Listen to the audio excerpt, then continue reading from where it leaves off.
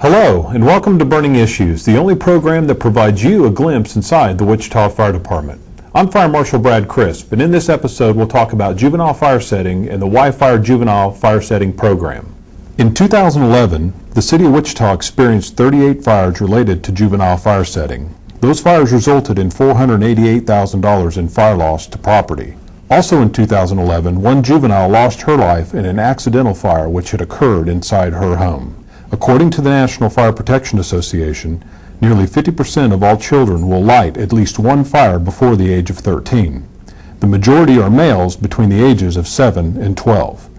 In Kansas, fire departments report over 200 juvenile set fires annually, some of which result in death, injury, and in millions of dollars of property losses. It is estimated that between 3 and 10 times more fires are started by children than are reported. The Wichita Fire Department, along with local and regional partners, formed a group of juvenile fire setting specialists to combat this problem known as the Y-Fire of Sedgwick County. We'll get to the Y-Fire program in just a minute, but first, joining me today is Captain Stuart Bevis, a 25-year veteran of the Wichita Fire Department, certainly a veteran of the Burning Issues program. Stu, you're the captain of the Fire Investigations Unit assigned to Station 1, obviously, and deal with juvenile fire setters quite often, and so want to start off today talking about what is the trend, what are the issues that we're having with juvenile fire setters right now? Well, actually in the city of Wichita, in the last 3 years, we sort of leveled out for a couple of years, but then in 2011 we actually peaked out and we almost doubled our numbers in juvenile fires that we were able to determine a juvenile was involved. Any idea why we had that spike? No, there's no real clear picture on exactly why. It's, you know, that in that time frame, as I mentioned, in 2009 we had about 20 fires that we were able to attribute clearly to juvenile involvement, and with the majority of those being accidental. And then in 2010 it was about 18 fires, but then last year in 2011 we bumped up to 38 scenes that we were able to attribute. And as you said in the opening, there's probably numerous more that we aren't able to clearly attribute to the juvenile involvement. Right. So we had about 18 more fires last year, juvenile related, than what we've seen in 2009, 2010. Correct. And when you say accidental, you know, people may be confused by a juvenile who sets a fire, whether it's accidental or incendiary. How do we distinguish between the two? A lot of it comes down to intent and legal definitions and things of that nature. And state of Kansas, we look at the age of 10 as a big stepping point. You know, that's the age of accountability. So somebody that's over age 10 that starts messing with fire, and we have to look at it a little bit different than somebody who's 7 or 8. But it also comes down to intent. If we look at it as it comes down from our investigation that it was a curiosity situation, then we're looking at it a lot differently than if they start lighting things on fire and putting it inside of a structure with the intent to do damage. Right, so big difference between a child playing with a lighter or playing with matches and doing something in their bedroom versus a juvenile who's setting a trash can on fire in a school or something along those. Yeah, and obviously, I mean, they're both very serious situations that we want to address. It's just the different tools. In the trash can in the school, we're going to address that in a full legal manner, doing a full criminal investigation and presenting that to the district attorney's office. But on the other end of the spectrum, when we're talking about a juvenile fire play, that's when we want to involve our community partners to get help for that family, to where that we can get education for the juveniles so we can avoid future issues. Locally, are we seeing more females setting fires, or we see more males set fires, or is it kind of in the middle? No, typically it's the males are the number one. The males are more the curiosity. The females, I've seen in my experience, they tend to be the more motive based, where they have a reason to set this. It's not just a curiosity, and it's a lot smaller number. I don't have an exact, but it's a lot fewer than the males. Predominantly males, and when I teach classes, I always ask the students, who in here set fires or played with fires as juveniles? And you know, 98, 99% of the guys in the room raise their hand, and I have to raise my hand as well. Well, and you know, the thing is we've had this talk before, a lot of it's a change of environment as well, because I know that you're a camper hunter and everything like that, more and more of the children, especially when we're talking more of an urban atmosphere, maybe not so much. And I know that one of the things as a juvenile educator that we want to make sure they understand is that at under age 10, why do they really need to have access to fire? Right. You know, it's a tool. It's not a toy. It's right? a tool, not a toy. And why are they using that tool? They're not readily having campfires all the time. I know some people talk about candles, but that's just an avenue to give them an excuse to utilize this tool in a manner that they probably shouldn't. I don't know many people that would hand their 6 or 7-year-old a steak knife. Where do most of these fires happen? Do they happen in people's homes? Do they happen in schools? Where are the juvenile fires happening? Well, it's actually a mix, and if you sort of split them up, the accidental, the more juvenile fire play, the curiosity type fires, a lot of those happen in the comfort zones, like at home, maybe outside, in those kind of areas. But when we get more into the juvenile arson, where there's an intentional act and maybe criminal charges, of course in a school, sometimes in a vacant home or a shed outbuilding, that's where it usually where it crosses that border. Right. And the fires that occur outside usually draw more attention, and we get some notification about that. If it happens in a juvenile's home, in their bedroom or something, and it's small, we may not get a phone call from parents. Yeah, and that's actually one of the big issues, is that especially with, there's going to be some news stories sometimes, and parents get scared because they don't want to get in trouble or whatever the case may be. And as you highlighted, it's not unusual. We don't want to say that it's normal for juvenile fire play, but it's not unusual. It's a behavior that needs to be addressed. And when the first time parents notice something, whether it's a lighter being missing or a singed carpet or maybe even a burned stuffed animal or whatever, that's when somebody needs to step in and deal with it before it becomes a big tragedy where we're there at 3 in the morning digging out their burned out house and then maybe even looking at somebody who lost their life or that was seriously injured. So that's really the key, is to start the intervention early, because it could be as simple as a small education time and evaluation with a professional so that they can identify why this is going on. It may just be controlling the ignition sources and we never have another issue. Right. And we're going to get into the different ways that we handle that with the Y-Fire program here in a little while, later on in the program. Let's talk about what the legal ramifications are. If a juvenile is over the age of 10, you talked about the age of accountability, and they intentionally set a fire to do damage or to do harm to somebody else's property or somebody else's person, what does the Wichita Fire Department do? How do we handle that? Well, as we look at the case, if we determine that they did damage to somebody else's property by utilizing fire in an improper way, which under age 18 is really not a reason, you can't smoke, why do you have that fire? Then we're obligated to present the case to the district attorney to see if it meets their guidelines to charge them in a felony crime as a juvenile of arson. And we've been saying intentionally. The thing is if they light a pile of paper on fire in somebody's vacant home, they already intentionally caused a fire. They don't have to intend to burn the house down. They intentionally initiated a fire in a place that they knew it shouldn't occur, because that's at age 10, they know better. Then they're going to be facing criminal charges and find themselves in the juvenile detention hall eventually. Let's talk a little bit about recidivism, since we're talking about juveniles and possibly being held accountable criminally. Recidivism, for folks that don't know, is where a person continues to do the same behavior time after time after time. Locally in Wichita, we've seen, I believe, a very low recidivism rate with juveniles that have gone through our programs. Can you talk a little bit about why that's effective, why these programs are effective, and how we've seen folks not come back to have to talk to us again? Well, the whole basis of good, solid juvenile fire setting education is to give the parents and the child both the tools to realize what the problem is and address it early on. And because I know that initially, as I was coming up as a firefighter, and I know maybe you had too, had a lieutenant that says, "Oh, you scare the heck out of them and it's going to take care of it."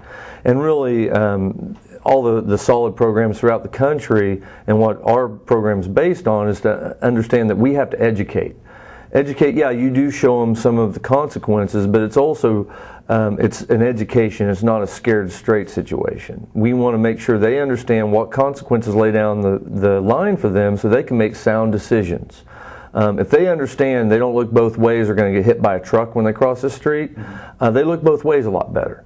And in this instance, that's what our programs try to do, is let them understand what these consequences are so that they can make sound decisions down the line. Coming up in May is Arson Awareness Week, May 6th through the 12th, and we're going to ask all the folks in our community to join the Wichita Fire Department in bringing that into the spotlight, because this year's theme is juvenile fire setting. And although juvenile fire setting may not always be related to incendiary fires or intentionally set fires, it's certainly an element of what we've seen here, and we want to ask everybody in Wichita and Sedgwick County and the surrounding areas to pay close attention to that particular week and join the Wichita Fire Department in our efforts to help reduce the amount of juvenile fire setters. Stu, certainly appreciate your time coming in today, and keep doing a good job and holding people accountable and educating those that we need to educate.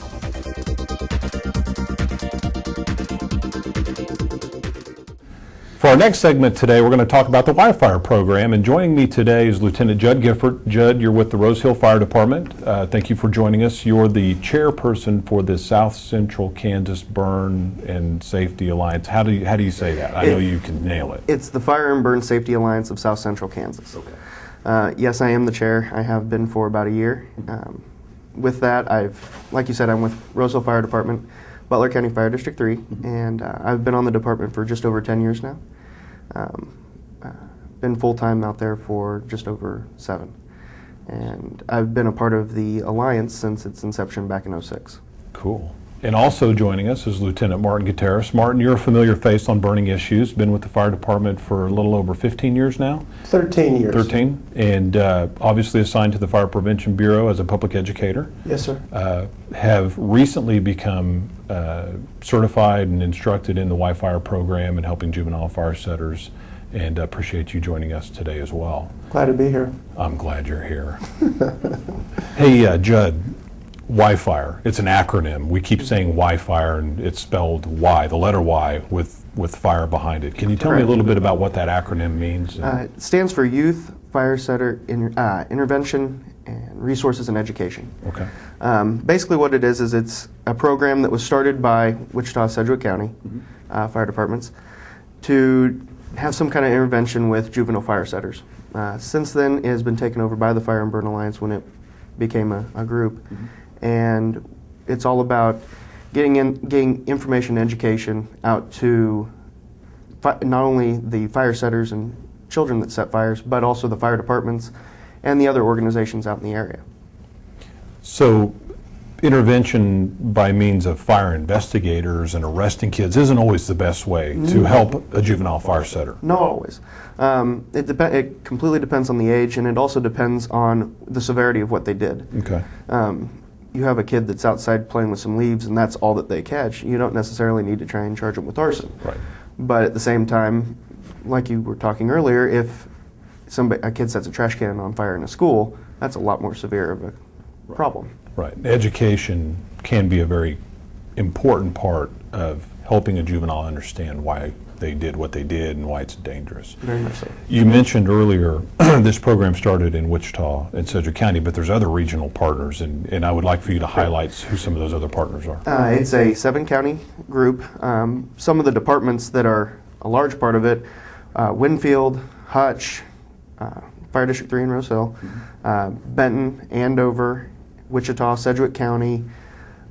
I'm going to forget departments. El Dorado is a big part. But not only fire departments, but there are agencies outside too. State Fire Marshal's office has representatives on it, as well as other different groups that some burn nurses are on there, some groups, just people like that. Anybody that is interested in youth fire setting prevention. Right. You mentioned the burn unit nurses.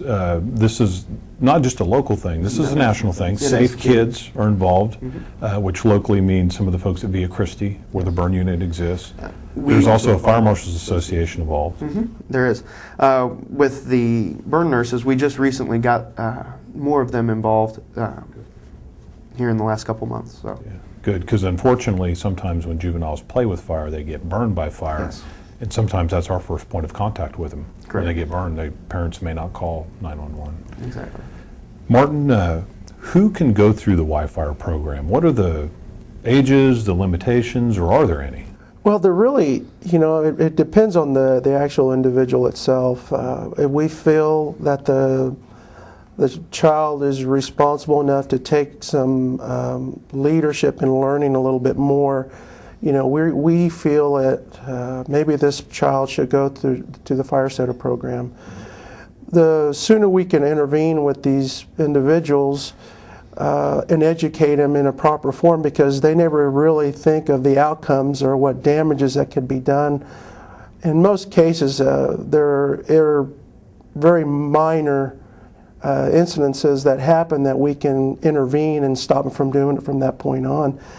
As far as the age, though, we can look at a child maybe 9, 10 years of age, of course, all the way up to the age of 17, and have them go through the program. And the outcome after the class that these individuals go through, like you mentioned earlier, it really stops them from doing it any further, because in most cases it's just very minor, not realizing the consequences that it can do. Right. Of all the juveniles that we've had contact with over the last 10 years, I can think of only 2 times where we had juveniles come back in after going through Y-Fire and have to go through that program again. So that's an exceptional number. That's a testimony to this program and to the individuals involved, and I think that's a really important thing to point out, that you folks and our partners out in our community are doing a great job with this program. So let's kind of go through, if you don't mind, a step-by-step detailed process of what happens to a juvenile once they set a fire. And let's say we have an 8-year-old who is playing with a lighter and sets their bed on fire or a toy on fire. Mom or dad or grandma or grandpa call 911. The fire department shows up. What is kind of going to happen step by step? Well, I know the investigators will try to gather as much information as they possibly can while it's still fresh and in everybody's mind. What will happen at that point, the investigator will either give the child's information to us to make contact with the parents. There has also been cases where a parent has realized that their child has been playing with fire more than they should. Obviously, they should never, but what we consider a curiosity stage, where they have contacted our prevention division and wanted us to do something with the child individually on a one-on-one basis. So there's that aspect of it as well. But what would happen is we got to get parent involvement into this. We got to get, also the court system could require the child to go through the Y-Fire program. Schools as well. Yes, schools as well. I did forget that. But the thing that we want to do is once we've got the okays from everybody, then the child themselves we have to get release of liability issues and so forth, all the paperwork signed up and filled out properly. Then we get with the individual, the parents, and set the date that they're going to be going through the program. Which we try to make convenient for them. Yes, right? we do. We do. The program we hold every other month, because there aren't enough juvenile fire setters, luckily, in the area to support the program every month. Right.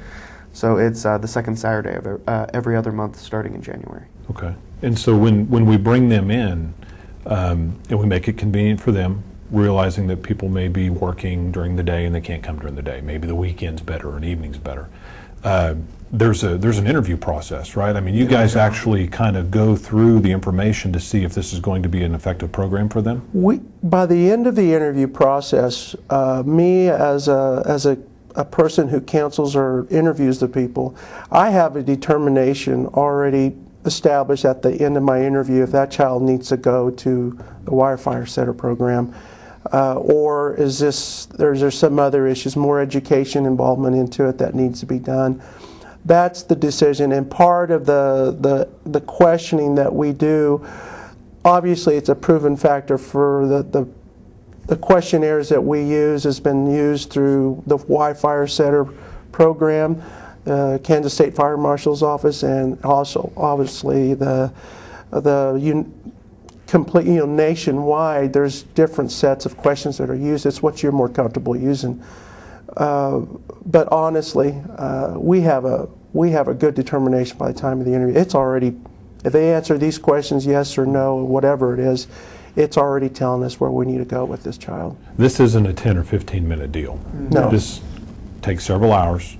It pretty much requires the family's involvement, whoever the custodian is, whether it's mom, dad, grandma, grandpa, aunt, uncle, foster parent, because it's bigger than just that young person, potentially.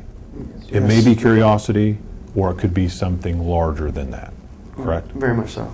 It's, like I said, it's every other month, but it's a full Saturday, basically. Right. Starts at about 8:30, 9 o'clock, and then lunch is provided, and you're out of there at like 3 in the afternoon. So, but it's very good information too. Sure. And I'm not trying to. I'm going to brag on how good the program is. The last session that we had a class, there was an individual that came in there with the mentality of why is he there. He was obviously a very serious case. His attitude was very negative. But you talk about an advocate afterwards, at the end of the program, he fit the bill perfectly to want to be involved with it in more detail. Right. So there are some national statistics out there about juveniles and playing with fire. Judd, I'm going to ask you, what are they saying? How many kids are going to play with fire? Inevitably, it just happens. I honestly don't know the actual statistic, but it's like you were saying earlier, it happens 95% of the time. Right. Most kids. It's close to in the 90th percentile Yes. that at some point in time a juvenile is going to have contact. Exactly. And the thing is whether it's good contact or bad contact, and whether it's controlled or not. Right. And if there's not intervention, what's the percentage of recidivism that we'd see with a child playing with a lighter, gets caught, there's no intervention? How many times or how likely are they to play with that lighter again? Very. It exponentially it will grow until they have something that detrimentally happens to them or their family. Right. Well, every fire starts off this big. Yeah. Every single one of them. And with juveniles, the first fire is going to be that big because that's what's coming off the match or the lighter. But inevitably, they're going to grow. Exactly. Right? Exactly. I think history and experience has told us that the next fire is going to be bigger than the last. Correct. Until there's real damage or injury potential or worse yet, possible fatality. And we just want to stress the importance of early intervention. It is. Like you said, every fire starts off this big. Well then, okay, I can put that one out. So they'll light a little bit bigger. Okay, I can put that one out. And they'll eventually it might not be when it's this big, it might not be when it's this big. Eventually they'll get to a point though where it's a fire they can't put out and it will cause damage and maybe even loss of life. And I think you bring up a good point. I'd like you to elaborate a little bit more. I think children don't really understand the destructiveness of fire. And if you could, try to explain how we go about as fire service professionals, explaining to them how destructive that can really be. Well, it all depends. I had a kid out in Rose Hill actually that was just lighting leaves. People burn off pastures, burn fields, all of that, all the time. Adults do. And, even leaves get burnt. But the way they were playing with them, it was right there next to a house, and it happened to be one of them blew inside, and it caught some stuff in the garage on fire, and they ended up with their garage on fire. I mean, he was starting with something very tiny, and inconspicuous, you crush with your feet, and that kind of thing, and next thing he knows, his house is on fire. Right. Which, that same story, his big brother called 911 and was able to get the fire out with a garden hose. So you go from one end of the spectrum to the other right there in that same house. Right. And it could be something as simple as trying to explain to them that if you do this, you may not have your Xbox tomorrow. Exactly. Or your parents may not have a home to live in tomorrow with you. And, you know, and you could say cars, you could say homes, but when you get down to cell phones and Xboxes and TVs, that's when all of a sudden it'll click with them and they realize, oh, that could be my stuff. That could be my stuff. Yeah. You know what's upsetting too is that, you know, we got kids a lot of times aren't thinking of lighting fires in a lot of cases. Something like a lighter just sitting on the table as they're walking by, they see it and they're thinking, wow, you know, mom and dad aren't home, the lighter's there. It's something so innocent as that is what's given the indication, maybe I can grab that and go out and do something with it. You know, that just irks me, you know, knowing as much as we educate as a fire department and as a group about leaving lighters and matches, you know, hidden where they're supposed to be and put away instead of sitting there. And obviously if it's a family that has smokers in the house, the chances are a lot higher for something like that to happen too. So I think that's a great segue into what can people do, what can adults do to help safeguard their homes against the potential for juvenile fire play with their children. There's so many videos out there anymore on the internet. Obviously taking the child and educating them about fire safety, the consequences of fire, what fire was intended for, is all critical for every parent to do with their own child. Taking a few moments to do that and explaining it is really all it takes, and then constant reminders that, you know, this is a tool. This is not designed. If I know with my two boys and me being a Boy Scout leader, it was very easy for me to educate my children about fire safety because it was part of the Boy Scout. Sure. Being safe with it. So you allowed those children to learn what fire is, to use it as a tool to start a campfire or to start a cooking fire. It wasn't taboo, no. Right? It wasn't a matter of let's hide them and they'll never find them. You know. Well, that's a good point. I mean, for years we have talked about keep your lighters picked up, don't let them down where kids can get to them. Well, eventually either a lighter will be, or matches, or even not even in the home, they will find a lighter or matches somewhere. Nowadays, it's much more prevalent to teach them about the consequences of fire, right, as opposed to trying to just protect them from it and hide them from it. Right. Don't keep it taboo. Exactly. It's a useful tool for when we need it. Don't hide it from them because they're going to find it. They are. I don't care if you hide it in the cupboard above the refrigerator or in your purse or in your chest of drawers at home. They're going to find it. If you make it taboo and curious and hide it from them, they're kids. Yeah. You're completely correct.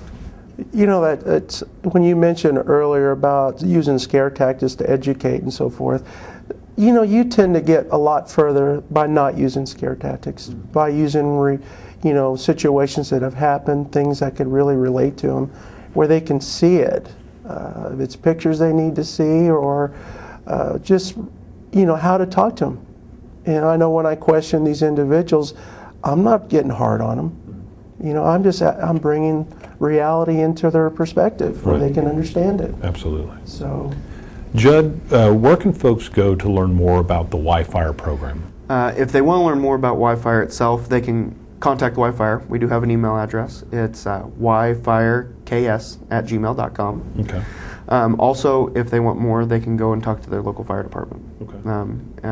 Even in the city of Wichita, it might not be that every firefighter at every station knows about it, but they can direct you to the right location for it. There's a phone number for us as well, 316-268-4441. correct. It goes right to our fire department offices Monday through Friday, 8 to 5, and we can give folks the help that they need before it becomes a real problem. Gentlemen, thank you very much. Judd, appreciate you coming in all the way from Rose Hill, Brother County, Kansas. Martin, thank you for joining us today. Sure, thank you. Appreciate your time.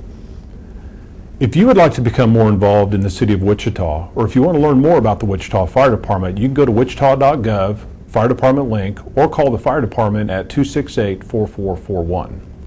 That concludes this episode of Burning Issues. Our mission is to provide our community excellent, proactive fire and life safety services through prevention, education, and protection.